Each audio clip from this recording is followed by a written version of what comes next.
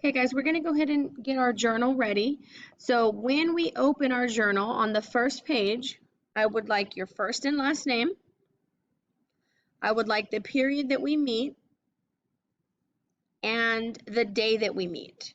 Okay, remember odd periods are on A day, even periods are on B day. Okay, also on the front page, I want you to put our remind code. So not everyone has joined. You can find this information in 3 locations. Okay, you can find it on the web page, you can find it on Google Classroom, and now you can find it in your journal. Okay, so you are texting 81010, and the message you are texting is at the 8th grade algebra 1. Okay, once you get that sent, I will accept you and you will start receiving our algebra messages. Okay, if you want to put a straight line across or you want to doodle like I did, I'm a doodler, so that's my notebook. Okay, below that, we're going to add some important steps that we should be taking every single day. Okay, the first step is to log into Launchpad. So automatically, before you start school, before you start logging in, getting into anything, you should be going directly to Launchpad. Okay. Second step is to search the apps from within Launchpad. Okay. So a few of them that we are going to use and that I would like you to access through your Launchpad are Google Classroom, Zoom, Khan Academy, your Google Drive, and Springboard. Okay, Springboard is our textbook for this year. So once you're in Launchpad, if you look for the math folder, you should find Springboard in there. Okay, if you're not able to find it or you cannot get access to it, then let me know so we can get that fixed. Okay, we're gonna go ahead and flip over. Okay, and like I went over in the other video, the opposite operation of addition is subtraction. The opposite operation of multiplication, right, our X symbol, is division. Okay, off over here to the side, I put just the fraction bar because different numbers go on the top and the bottom. You will not see this divide symbol in algebra, okay? Or you may see this slash, okay? So over here on the multiply side, a couple different ways that we might see it are the dot, okay? That means multiply. We may see parentheses, or we may see a number with a letter, okay? A coefficient, number in front with a letter behind it. Okay, this means multiplication.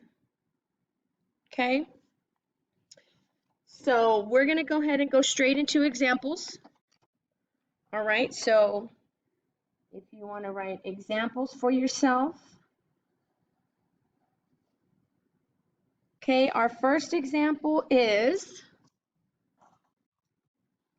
x plus 20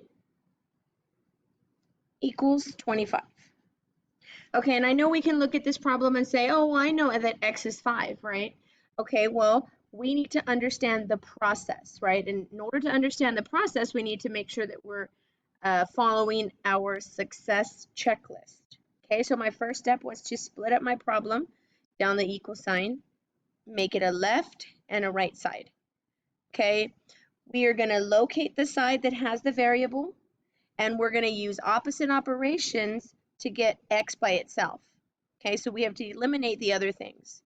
All right, so if we use reverse PEMDAS, right? So PEMDAS is usually parentheses, exponents, multiplication and division, and then addition and subtraction. So essentially, when we're solving for a variable, we are working backwards. Okay, we have to get rid of addition and subtraction first. So I like to call it the loner number. right? So the number that's by itself is what we have to get rid of first. Okay, so I have a plus 20. Opposite of plus is minus 20. Remember, whatever we do on one side, we have to do it on the other side.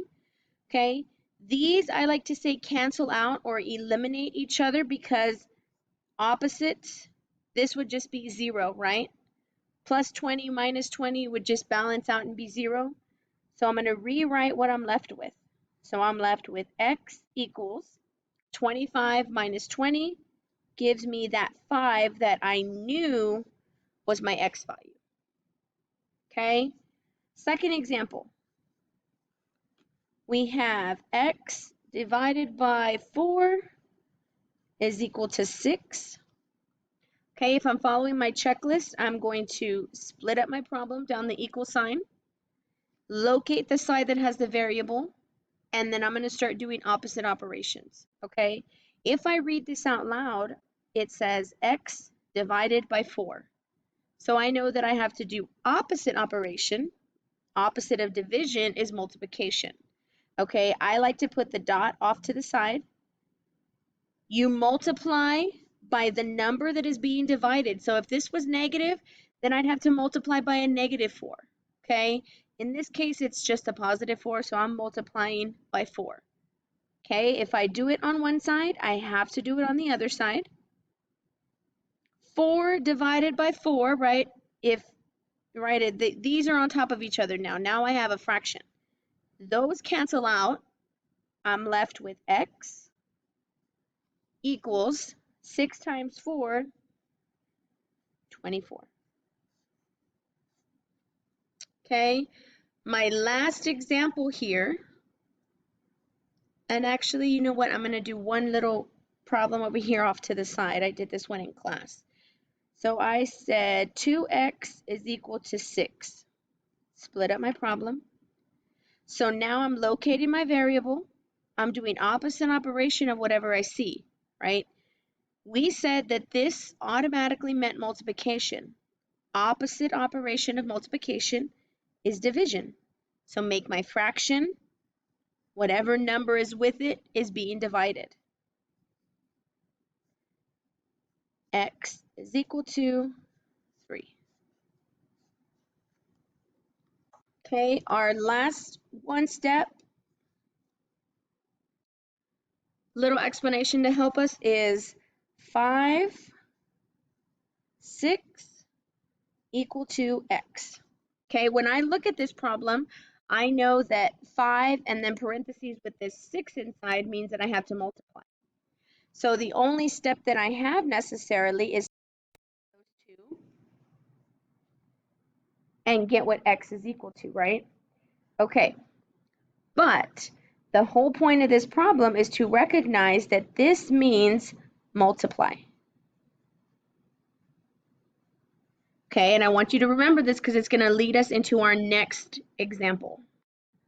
Okay, so like our other problem that we just did, the 5 times 6, right? When we look at this problem, negative 4, parentheses, w plus 1 is equal to negative 24. Okay, so if we notice, guys, this 5 is like where negative 4 is, right? And then this 6 is where this w plus 1 are, right? So really, all I'm having to do is multiply negative 4 times whatever is inside of these parentheses, right? So opposite of multiplication would be division, okay? So I'm going to draw my fraction, and actually we forgot a step, split up our problem. I just went straight into work. Okay, so back to where I was. Fraction divided by negative 4. I've got to do it on this side also. Negative 4 divided by negative 4. Eliminate each other.